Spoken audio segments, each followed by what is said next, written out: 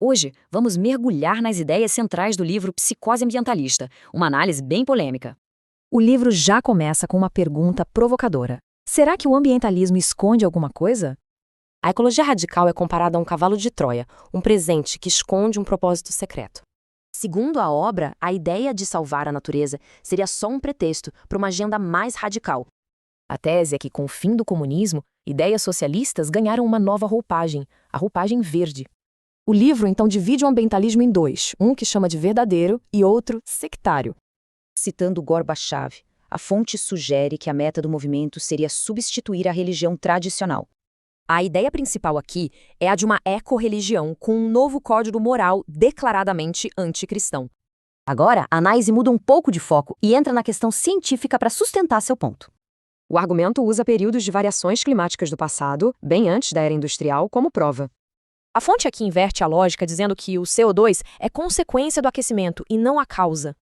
O livro acusa o IPCC de ter um processo falho que seria politicamente motivado para gerar alarme.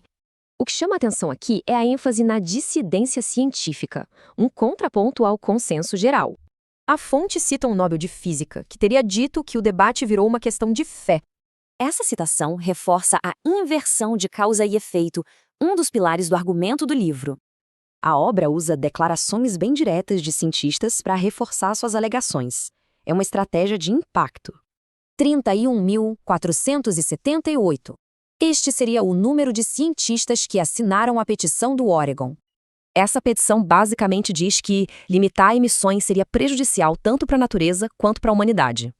Citando um cofundador do Greenpeace, o livro alega que o movimento foi infiltrado por ativistas políticos.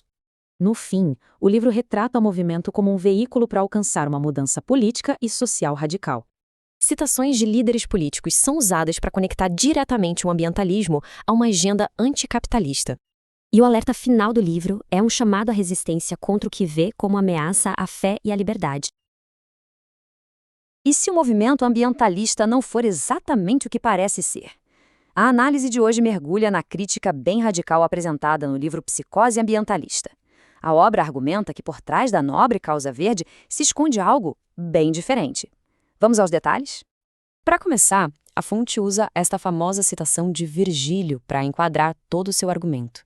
A ideia central é que uma causa aparentemente nobre, como a defesa do meio ambiente, pode, na verdade, estar escondendo outras intenções. Ok, vamos mergulhar nisso. Essa é a grande metáfora do livro. A tese é que o movimento ambientalista funciona como um cavalo de Troia, sabe? Cuidadosamente construído para ocultar o que os autores afirmam ser o seu conteúdo real, uma agenda política e ideológica bem específica. Para a gente conseguir entender essa crítica, que é complexa, vamos dividi-la em partes. Primeiro, a gente vai ver a tese do cavalo de Troia. Depois, mergulhar na ciência que ela contesta.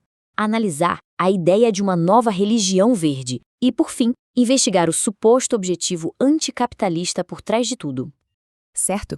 O ponto de partida para essa crítica é um ataque direto à ciência. O livro desafia o que descreve como o dogma do consenso climático. E é exatamente por aqui que a desconstrução começa.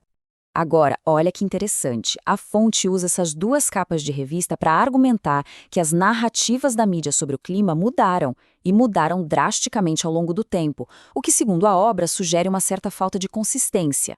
O livro também aponta para períodos climáticos da história, como o período quente medieval e a pequena idade do gelo, para argumentar que mudanças climáticas bem significativas já aconteceram de forma natural, muito antes das emissões industriais de CO2 em larga escala. E essa citação ilustra muito bem uma das principais alegações científicas da fonte.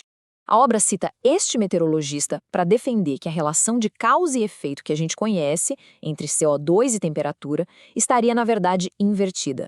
Aqui, o livro compila outros argumentos-chave de cientistas dissidentes. A obra afirma que as medições de temperatura são falhas, que o CO2 é na verdade benéfico, que os modelos climáticos não são confiáveis e que são os oceanos e não a humanidade que ditam o clima. Mas a crítica não para na ciência, não. O livro argumenta que o movimento ambientalista tem um núcleo ideológico e quase espiritual, o que o transforma numa espécie de nova religião verde.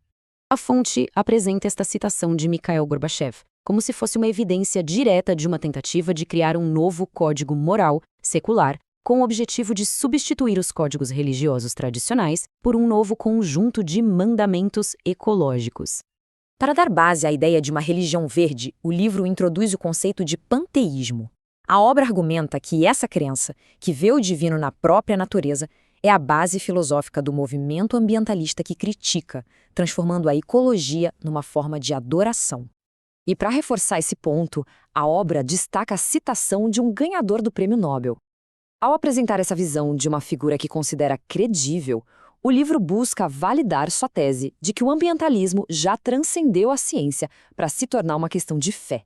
Certo, então, se a ciência é contestada e a ideologia se assemelha a uma religião, qual seria o objetivo final? Segundo o livro, a resposta é puramente política, uma agenda anticapitalista. O livro utiliza citações diretas como esta para traçar uma linha bem clara entre o ambientalismo e uma postura explicitamente anticapitalista, apresentando-as como prova da verdadeira motivação por trás da agenda ambiental. Essa é uma citação particularmente forte que o livro destaca, vinda de um dos cofundadores do Greenpeace. A fonte a utiliza para argumentar que a direção original do movimento foi cooptada por outras ideologias políticas, que se apropriaram da linguagem ambiental. Então, o ponto crucial é: o livro apresenta esta citação como uma admissão de que os objetivos sociais e políticos do movimento podem ter prioridade sobre a precisão científica, sugerindo que o clima é um meio para um fim maior.